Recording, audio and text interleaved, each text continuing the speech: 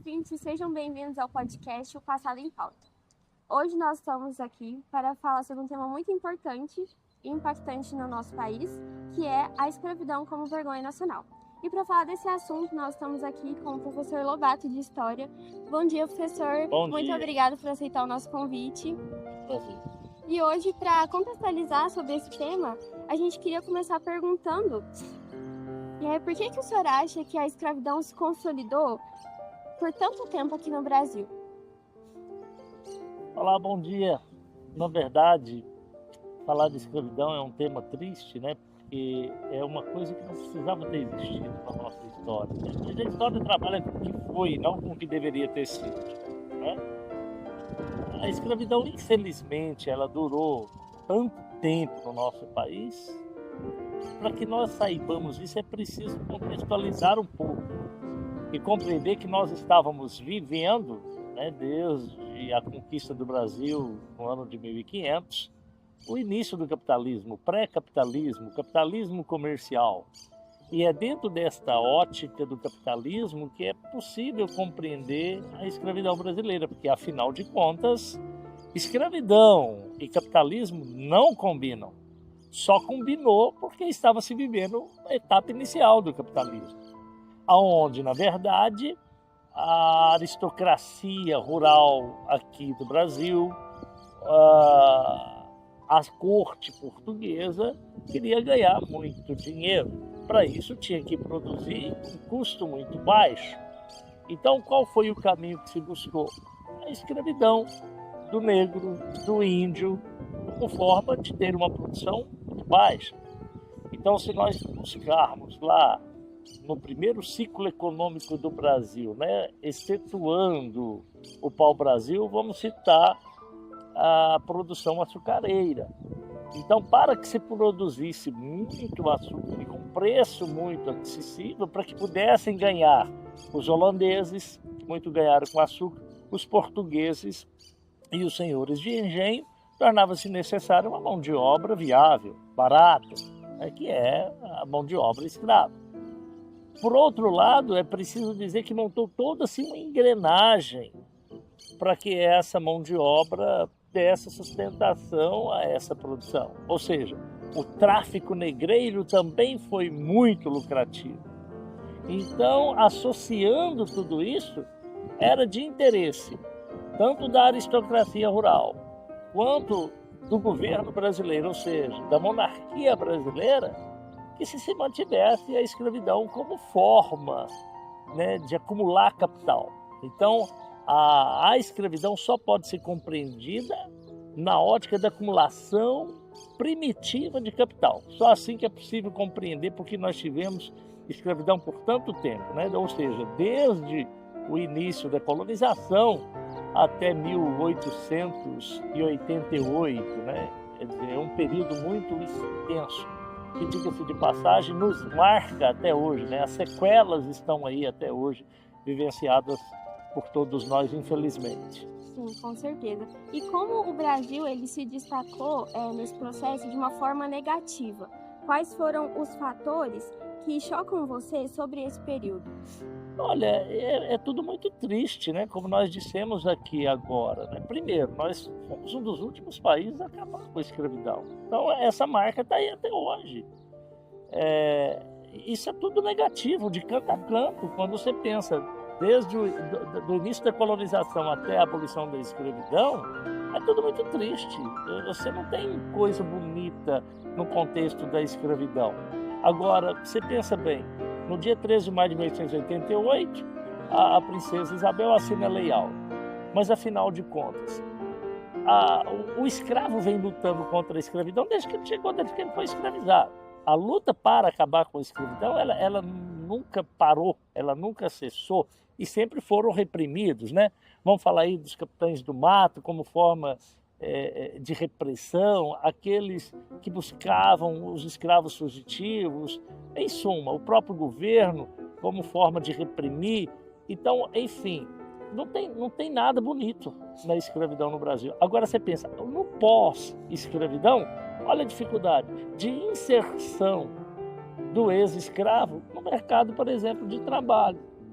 Nós estamos em 2025, e nós estamos aí o tempo inteiro tendo a necessidade de criar leis para incriminar a questão da discriminação racial, né? Ou seja, é um negócio que até hoje nós buscamos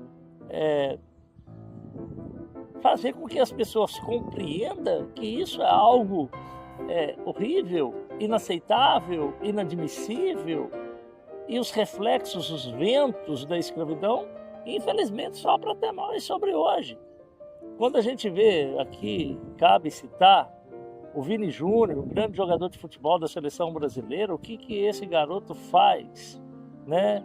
Enquanto excelente profissional do futebol, e o tanto que ele sofre, e quantos outros Vini Júnior nós nos temos espalhados no Brasil o tempo inteiro, vivenciando isso aqui mesmo, dentro do nosso colégio. É preciso pensar, dentro do contexto da nossa sala de aula, uma reflexão que eu fiz certa vez com a professora Maria Helena, vice-diretora do Noturno, também professora de História. Ela, certa vez, falando de consciência negra, ela me diz: Henrique, repare bem, aonde sentam os negros dentro da sala de aula? Eles estão sentados no fundo, eles estão sentados na lateral. Por que isso faz? Porque, inconscientemente, ele se coloca como se ele fosse discriminado, inferiorizado, ou menor, o que na verdade não é. Nós não podemos aceitar isso, nós não podemos coadunar com isso, nós lutamos contra esse tipo de atitude, de prática, de ação, né? Então, quer dizer que a escravidão não tem nada de belo nela. Desde o seu início até a abolição, ela é execrável. E os reflexos dela não podem ser aceitos por quem quer que seja. Ninguém pode ser tratado diferentemente pela cor da pele. Isso é inadmissível, né? Então, é uma mancha ruim para a história do Brasil. A gente vai falar agora a respeito da parte política. O que o senhor acha que sustentou a escravidão legalmente por tantos anos aqui no Brasil? Como eu disse agora há pouco, né? Quem é que deu sustentabilidade a isso? As elites brasileiras. Quem deu sustentabilidade a isso? O governo brasileiro. Então, assim, bem diretamente, eles que sustentaram tudo isso. A eles interessavam. Quem que ganhava dinheiro com a escravidão? Os senhores de engenho. Quem ganhava dinheiro? A monarquia. Quem ganhava dinheiro? O tráfico negreiro, os traficantes de escravos. Então, a esses não interessava a escravidão. Agora, só para vocês terem uma ideia como é que isso funciona. Próximo ali da Lei Áurea, né, um dos ministros do reino, né, chegaram para também disseram para ela: olha, princesa, a senhora vai libertar os escravos e vai perder a monarquia, portanto, repense bem. Ora, não teve dúvidas. O que aconteceu? A abolição da escravidão acontece no 3 de maio de 88, 15 de novembro de 89, quer dizer, praticamente um ano depois, estava lá o Brasil com a República proclamada. Então, quem é que dava sustentação à monarquia? Os escravocratas, né? Os donos de escravos nesse país. No dia que eles tiraram o apoio, por exemplo, da monarquia, a monarquia caiu e implementou a República. Então, você veja que, repito, os traficantes de escravos, né, os proprietários de escravos, porque desde que começou a pôr fim no tráfico de escravo tornou-se uma pessoa muito cara, né? Além da própria monarquia, a esses não interessava. A Inglaterra já vinha pressionando o Brasil a pôr fim no tráfico negreiro desde a independência do Brasil com Dom Pedro I, e que nada foi feito, né? Foi depois de muita pressão que o Brasil pôs fim no tráfico negreiro com a Lei Eusébio de Queiroz, né, de 1850.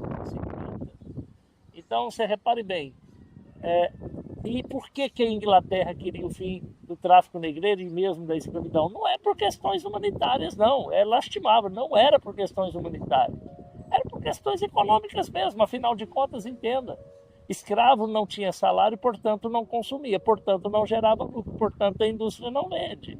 Ora, então havia quem interessava manter a escravidão no Brasil, assim como havia os que também interessavam o fim da escravidão por uma ótica capitalista. Quer dizer, o capitalismo já estava bem avançado. Você pensa no fim da escravidão em 1888, o capitalismo já estava, né, vivendo uma etapa superior, né? Nós já estávamos vivendo o imperialismo, né? O capitalismo monopolista, né? Não estávamos mais na fase comercial, já não estávamos mais na fase industrial, já estávamos vivendo o capitalismo monopolista. Então, portanto, interessava para a Inglaterra o fim da escravidão. Interessava por um segmento da sociedade brasileira o fim da escravidão, mas não por questões humanitárias. Não por questões humanitárias. E isso é lastimável, isso é triste, porque deveria ter sido por questão humanitária. Só que a história não trabalha com o que deveria ter sido, e sim com o que foi. Então é nosso papel, é nossa função execrar, não concordar, sabe, repudiar qualquer tipo de sentimento favorável à escravidão, ou mesmo agora nos tempos atuais, a discriminação racial é inadmissível, é inaceitável. Sim, com certeza. E com o que a escravidão impactou na nossa sociedade, ainda impacta nos dias de hoje, o senhor acha que é possível reparar esses danos moralmente, reparar esses danos que foram causados? E como a educação pode ajudar a reparar esses danos? Não, a educação tem um papel preponderante. Eu penso que só o advento de nós estarmos aqui hoje fazendo um podcast a respeito desse nosso passado já ajuda com que as pessoas tenham uma consciência do que aconteceu. Por isso que se tem o Dia da Consciência Negra, é ter consciência. O que é ter consciência? É ter isso introjetado em nossa mente, ter isso introjetado em nossa cabeça. É tratar o outro com naturalidade, independentemente da cor da pele. Sabe, a gente quando vai andar, a gente não pensa perna direita, perna esquerda, perna direita, perna esquerda. A gente simplesmente anda. E é assim que nós devemos tratar o outro. Não é pela cor da pele.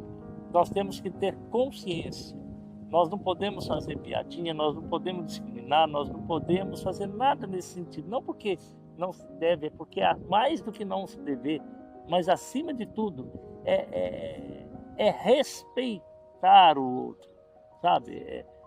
Acho que não tem uma palavra mais bela do que dizer consciência mesmo, né? Então, é preciso que se tenha consciência, não se pode aceitar o que se viveu. Agora, apagar o passado? Não, nós não vamos apagar o passado.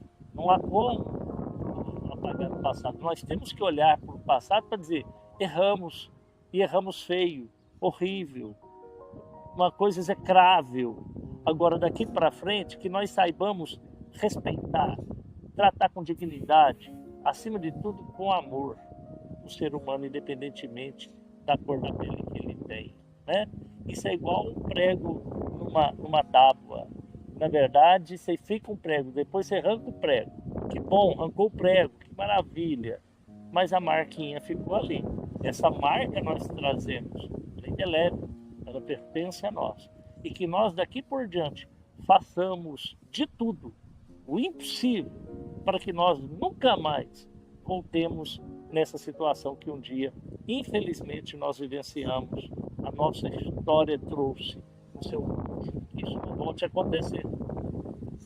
E agora, para encerrar, professor, eu quero agradecer profundamente o senhor ter aceitado o convite, o senhor compartilhar esse conhecimento, e eu quero que o senhor deixe uma mensagem para os nossos ouvintes a respeito desse tema e a respeito desse tema tão importante nos dias de hoje. Quero, acima de tudo, parabenizar vocês por esse podcast, por trazer um tema tão significativo, importante, presente, né, do nosso dia a dia, né?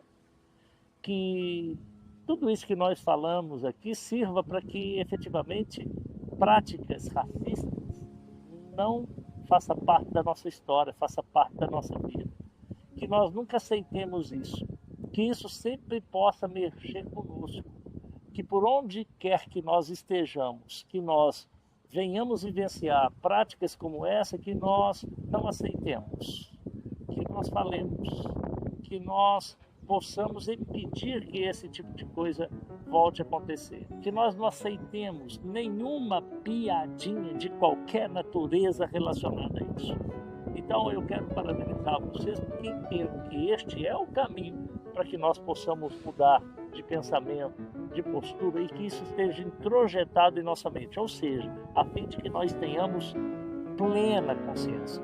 Parabéns a vocês, estudantes do terceiro ano da Escola Estadual Messias Pedreiro.